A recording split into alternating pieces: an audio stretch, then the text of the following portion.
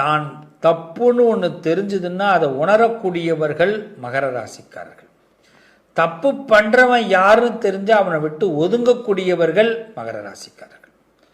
மனசு ஏற்றுக்காது. மகரத்தை பொறுத்த வரைக்கும் தப்பை மனசு ஏற்றுக்காது.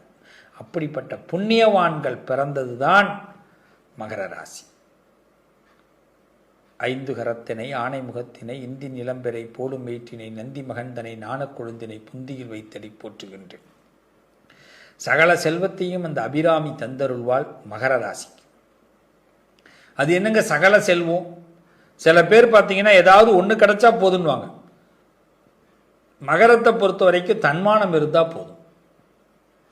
தன்னை யாராவது தூக்கி எறிஞ்சிட்டாங்க, தனக்கு உள்ளதை யாராவது பறிச்சிட்டாங்க, தன்னை யாராவது கீழே போட்டு மிதிச்சிட்டாங்க அப்படின்னா மகரத்துக்கு பிடிக்காது. அங்கே தன்மானம் தான்.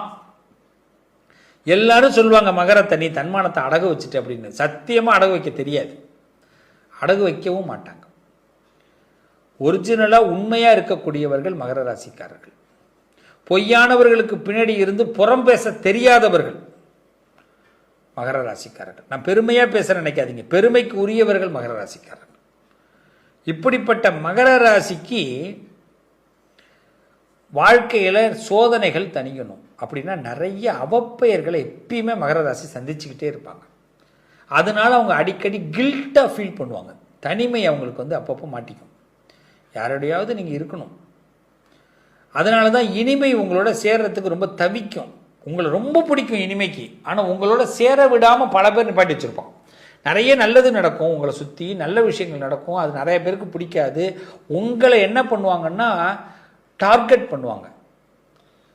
இவன் எப்பட்றா நேத்தி முளைச்ச என்ன சொல்லுவாங்க, நேத்தி பேஞ்ச மலைகளை இன்னைக்கு முளைச்ச காலம் அப்படின்வான். ஆனால் நம்ம பட்ட கஷ்டம், நம்மளை எத்தனை பேர் அமுக்கி வச்சுருந்தாங்க, எத்தனை பேர் நம்மளை வருத்தி வச்சுருந்தாங்க, எத்தனை பேர் நம்மளை வெளியில் வராமல் பார்த்துருந்தாங்க. அந்த திறமைன்னு ஒன்று இருந்ததுனால தானே நம்ம வந்தோம் அப்படின்னு ஒரு பயலுக்கு தெரியாது.